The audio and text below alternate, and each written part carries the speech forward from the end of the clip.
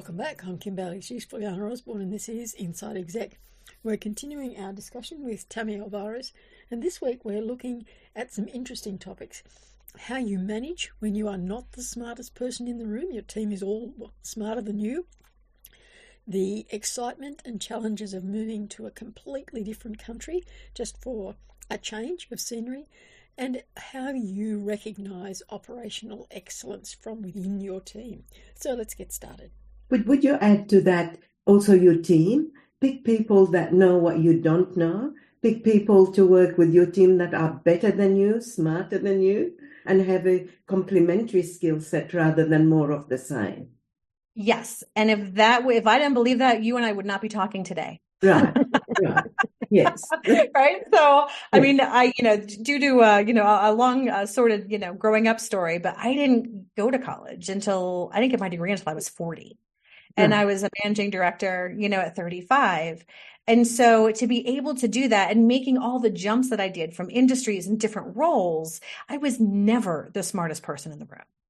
And I use that, I use the fact that I didn't know a lot of the things that I led, to my advantage, being able to bring in people that had skills in areas that I didn't. And it was interesting because I used to say smarter than me, same thing, but actually they're smarter in a different area.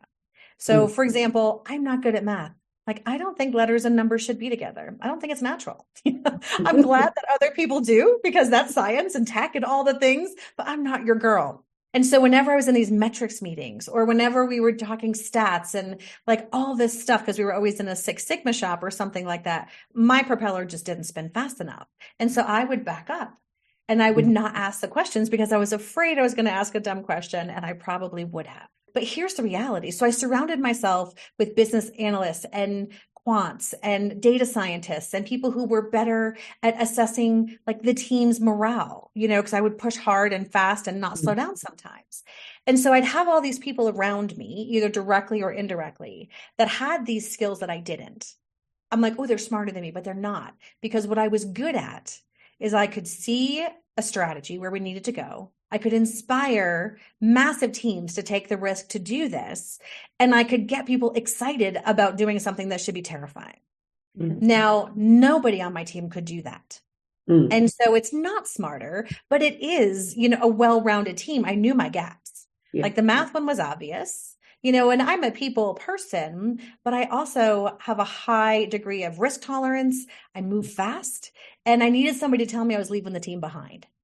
Right. And so I needed those people that were really in touch with, and who would come to me and tell me my baby was ugly and say, this isn't going to work. So don't do this one, pick something different.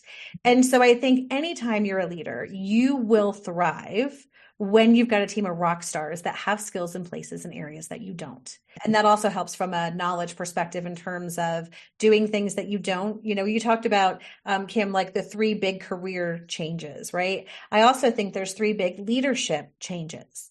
The first time you're a leader, right? So you're leading things that you've done before. When you start managing managers who are doing things you've never done before, and when you get into that C-suite. And so those are 3 really big moments in a leadership journey that require exactly what we're talking about in terms of having those people on your team that definitely have those skills that you don't. Very comprehensive. Let's go on to question 2, since we've only half an hour. Well, this is now going to be a 6-hour podcast. I hope everybody's holding in. So the question was, the first days in the C-suite, love it or leave it. Is that how you approach it? I think you need to ask yourself why you want to be there in the first place. At the height of my career, as a C-suite executive leading 2,000 people in 35 countries, I didn't always love it. I love the impact. I love that kind of thing. But a lot of times I would take a role because I was offered it, that accidental career, where the talent, and you just keep taking advantage of those opportunities, or because I thought I was supposed to. Yeah. And so a lot of times we'll coach leaders who are like, I want to get to the C-suite. And I'm like, why? And if it's because you need a Range Rover like your neighbors, right? Or you need the third house, or those kind of things, like you might want to think again. And so I think love it or leave it has a lot to do with why you want to be there in the first place. And if those reasons aren't deeply rooted in personal growth, impact for the business, and impact for your team, then leave it, because it is a pain in the ass. You don't want this job unless you really, really lean into those three things. You can make an impact. You can make money. You can do a lot of things that will take you further when you know what your goals are that don't require that level of high stakes. So I think, we think we want it. And then when we get there, and if you're looking around and thinking, is this all there is? Then you've been running the wrong race. And it was interesting because when I left my corporate career about 7 years ago, I remember the day, just to the day. And there was this moment where I developed a disease that I didn't know was terminal at the time, but it was called I don't give a shit-itis. We were just it was a cage match in the boardroom, and we had missed earnings. And so there's all this bantering back and forth and all this blaming and everything. And we would do it every quarter. It turned into a sport. And then we go out for beers after. And I remember this one time, I felt like I was having this out of body experience where I was hovering the table and watching, but I was just very disassociated. And I didn't know that it was career limiting. And it ended my career 6 months later because I just couldn't find anything to be passionate about anymore. And that's when I cashed out. I moved to a tropical island off the coast of Belize in Central America and started this business. Now, I had made it by normal convention, right? I had this title. It was big. It was fancy. It was important. And so I had an interesting reception when I told everybody that I was doing this and moving to Belize.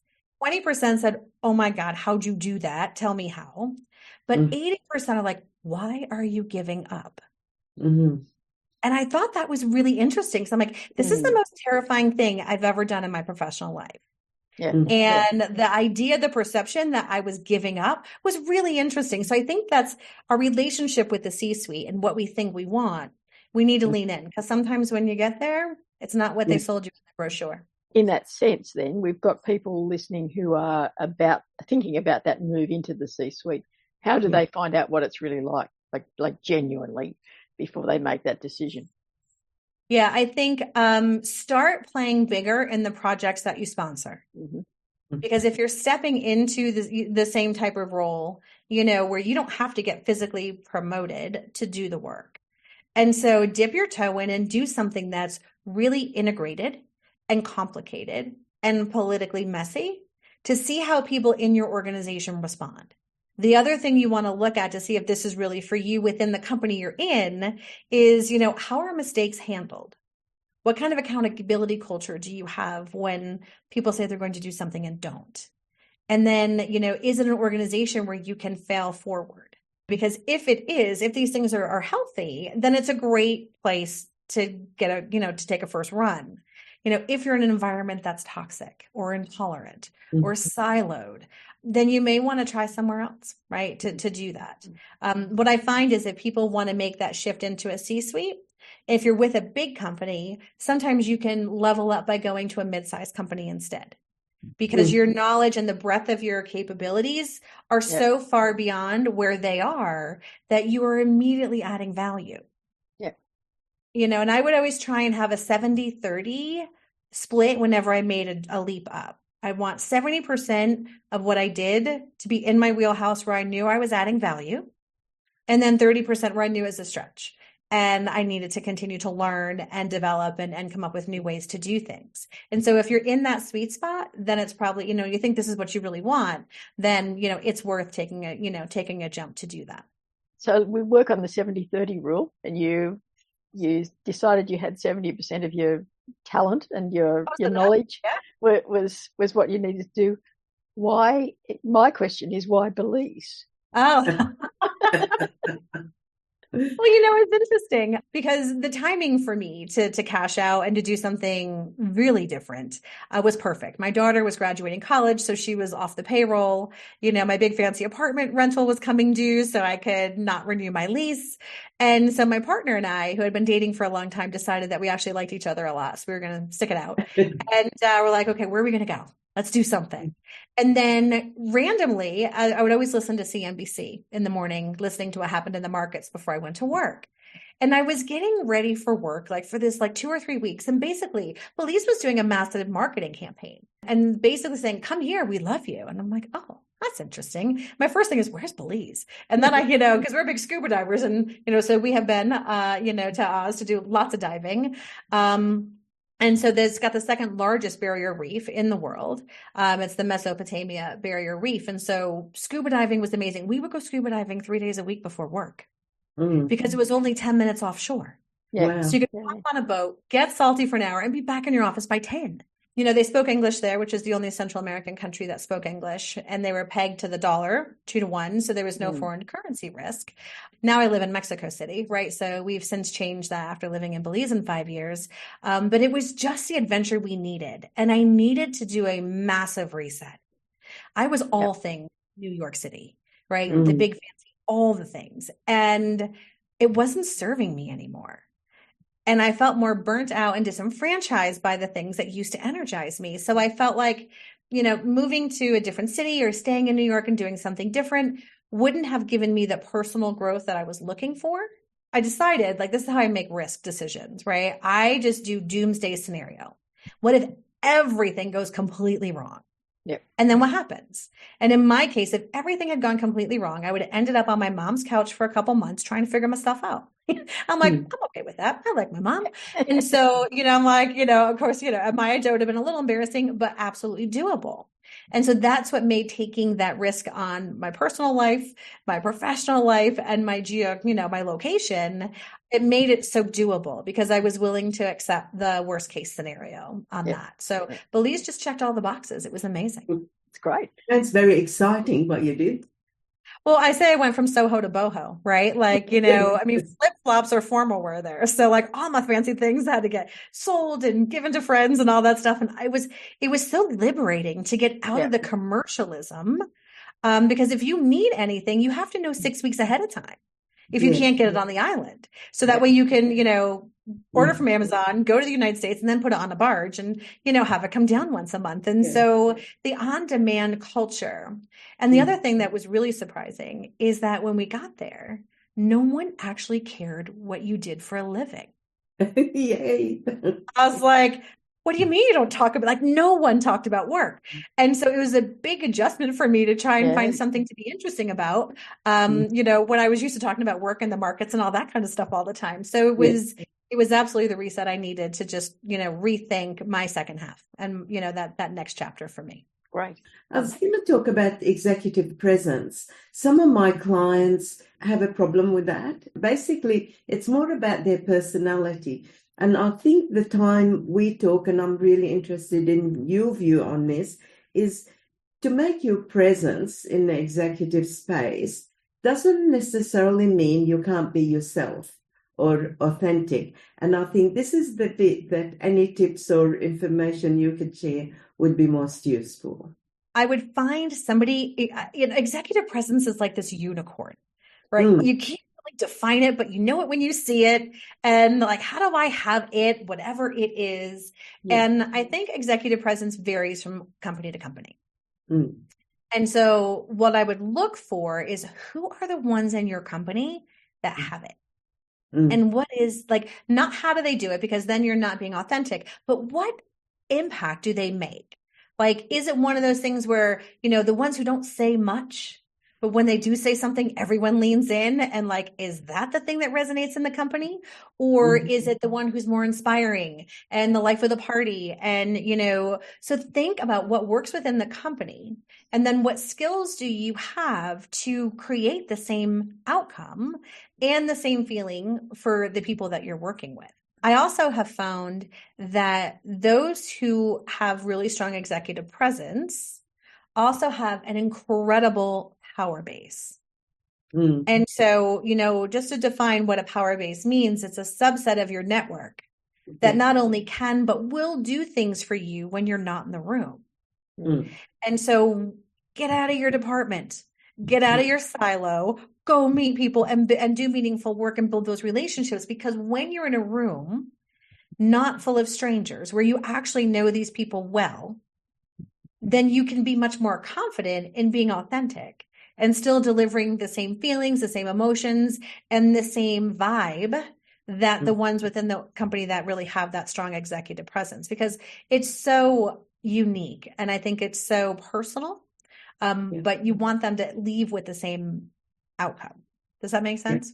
Yeah, it does. Thank you. So our third question was, what does operational excellence really mean? Means no one's calling screaming at you that something went wrong. I run some operations teams and some strategy teams, and it's so ungratifying, when there's no drama, but it's actually how you're doing it right. So the three things I like to anchor to when we talk about operational excellence is moving the ball on either time, cost, or quality. Right? Preferably 2 out of the 3. It's hard to get all 3. But when you look at all the things that you do and you're looking at, okay, how can I make sure that we are delivering the highest possible output for our clients in a way that leverages the strengths of our team and eliminates or prevents a lot of rework, and defect, prevention, then from that perspective, that's really where you start to think about, how do I run this really well? And how do I turn this into a repeatable, well-oiled machine? And so once you've really stabilized the business as usual piece, then you've got the luxury of starting to move those operational teams into a continuous improvement cycle where it's tiny improvements all the time. It doesn't have to be these big multi-million-dollar transformations, which is because when they've left things for too long, that's what you get backed into. And so, I think first of all, make sure that you've got that time, cost, quality thing dialed in. And then once you know that you've got that and you can measure it, now you can start to move into that, continuous improvement phase. And I think we underestimate the importance of this for an organization. This is the lifeblood of the company. And sales is sexy, and executives get all the credit, and all the risk functions get ignored, and finance is feared. We have all these things, but being able to run a business as efficiently and effectively as possible are table stakes for any leader to master. It's easy to get caught up with the shiny objects, but if you can't run the business, then it's really hard to lead the business. In that sense, just as you were talking, I wondered, we're talking about processes and the quality side of things, and we're talking about people and people qualities. Where's the balance? In what way? Like, there's a lot of places to find balance. I want to make sure. Yeah, it's about how much do you rely on the process being right, and how much input is it the people being right for the process? Fair enough. Yeah, thank you for clarifying. People first all the time. Okay. You can have the best process known to mankind. If your people aren't bought in or capable, then it doesn't matter. And I'll give you an example of an area where I was leading a team, and it was a big team. So I had 10 leaders that each had about 200 people each, on their teams. And they did the exact same function, just for different business lines and different parts of the world. And so they all had a strategy and data analytics and an operation component and a client onboarding. So they all had like 5 or 6 different things that they did within their silo for their business unit. And my managers were miserable. Like, they were just completely disengaged, apathetic. And I felt like I had to put a mirror under their nose half the time just to make sure that they were awake. Finally, everything I tried, nothing was working. So I'm like, all right, what gives? Like, how can we make this better? And it occurred to me as we were having this conversation that so much of what they did, they didn't actually enjoy. They were good at it, but they didn't like it. And then when we stopped and said, okay, so give me your perfect day. And as it turns out, one of my leaders loved strategy. Another one ate data for lunch to turn it into information we could use. Another person loved process. Another person loved clients. Like, they all had this different thing that they loved. So it's like, all right, let's try this. You now have strategy for the globe.